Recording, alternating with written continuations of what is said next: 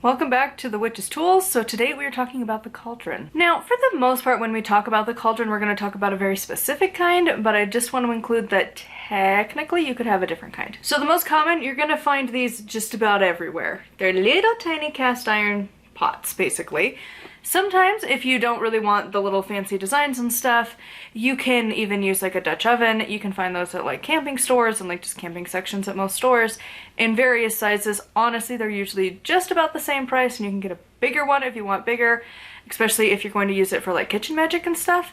Obviously, that would probably be a good option for you. Just make sure you season it properly and whatnot, because you do have to do that with cast iron. But for the most of us, we're gonna use these little guys.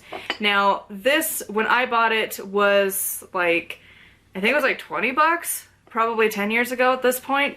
They've probably gone up quite a bit since then. But most witches will have these. The nice thing is to have the little handle so that you don't hopefully burn your fingers if you're moving it around. These are great for so many uses, so we'll talk about that in just a second. But this is our first option and the one I'm mostly going to be talking about. Now, occasionally some people don't want to or can't afford to get a cast iron little pot, so instead they will use something similar to this. So this, I mean, you could probably argue, is it somewhere between a chalice and a cauldron? Probably. But if you're not burning stuff, and even then, if you decide to burn stuff in something like this, you could add some sand or some like dirt or whatever to help diffuse the heat, and then probably put it on a like heat-proof surface. Ceramic ones will work just as well, but you just have to be a little bit more careful. Cast iron, those things can go straight into a fire and pretty much be fine. These not so much. But for some of the stuff, you might want to use this over a cast iron if you're doing like water spells.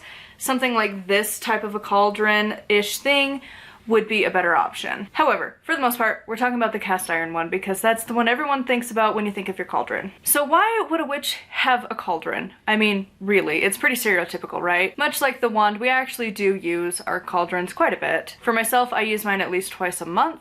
And the way I use it the most is for burning stuff, but other people use it for various things. So let's get into some of the associations for the cauldron. So it's associated with two elements. We're going to go through them individually. So the first one is water. A lot of times people will put their cauldrons in the water section of their altar, in their circle, whatever, mostly because of the shape. Similar to the chalice, it's a bowl shape. It is always linked to the uterus because, of course, couldn't be for anything else. Though occasionally you do get the womb tomb scenario connected to it.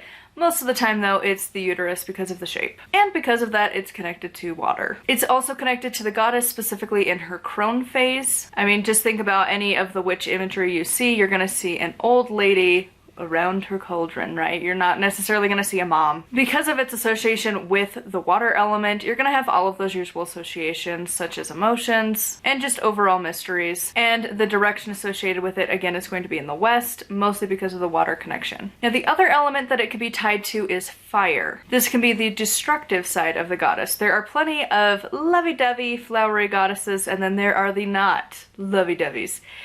They are fire, destruction, chaos, death, all of those kinds where they're a little bit more intense. Those ones are the ones mostly associated with fire and the cauldron in that aspect. Think of this as like the phoenix rising out of the ashes kind of magic, especially for transformation magic. It's also a way of controlling fire and also just controlling your emotions in that way, and also controlling change. The direction for the fire version of connecting the cauldron with that element is going to be south, because a lot of witches will put fiery things in the cauldron. So burning papers, candles, incense, whether it's, usually you're not putting like your stick of incense or your cone of incense, though of course you could if you wanted to. Most of the time you're going to think of those charcoal discs and putting the loose incense on top of that. It's probably going to be going into a cauldron. So I mentioned this earlier, but the main use of a cauldron, especially in my practice, is typically for transformation. Now, there's two different ways that you can go about the transformation aspect of a cauldron. The first one is to use it more of like the womb tomb scenario, where you would put something inside of the cauldron, put the lid on, and have it charge within it. Now, this could be for cleansing, recharging, whatever. You want to transform something from one thing to another, that kind of stuff would be contained within it. The opposite I mentioned is where you burn stuff. It's a quick and fast transformation. I also will use that as a means to give offerings to the gods. So if you write down a spell to give to them or an offering of words, you'd burn it in your cauldron. Or if you were also burning, again, like loose incense as an offering to the gods, a lot of people do that. Again, gonna use the cauldron for it, more likely than not. You could also use certain other tools, but most of the time it's gonna be that cast iron little pot. And like I said, for the most part, the cauldron is going to be used for burning stuff. You could put water in it, and especially for like Beltane or something, you might want to put like water and flowers and like floating candles inside of it. Just be careful of rust if you are using a cast iron one. If you're using ceramic, it should be just fine. And along those lines, again, if you are going to be using a ceramic one, especially like if you don't have a lot of money and you just go use a bowl for now, just make sure that you fill it with some sort of material to disperse the heat, otherwise it will crack it. The cast iron has a really high heat tolerance, so for the most part, your average uses are going to be fine. It does heat up though, so do be careful. Fire is a thing.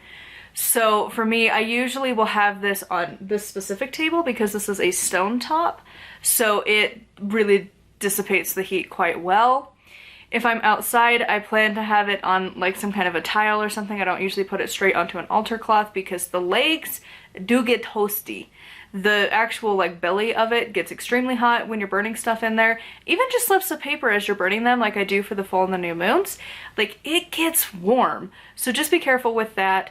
And then plan to let it cool off for a little while. I usually will bring like an oven mitt to bring it back inside, and then I will set it on like the stove to cool off for a couple hours, and then make sure the ash is completely cooled before you would throw it away. Again, fire safety is very important. We need to not forget that as witches. So anyways, that is just some of the basics for the cauldron. I would love to hear what you guys use yours for. Where do you put it? Is it with water? Is it with fire? Or is it something else entirely? Huge thank you to my patrons. I'll have their names here on the screen. If you'd like to support me and get access to exclusive content, it is patreon.com/nightwillowcrafts. Make sure to like and subscribe. I post every single day. And until next time, thank you so much for watching, and blessed be.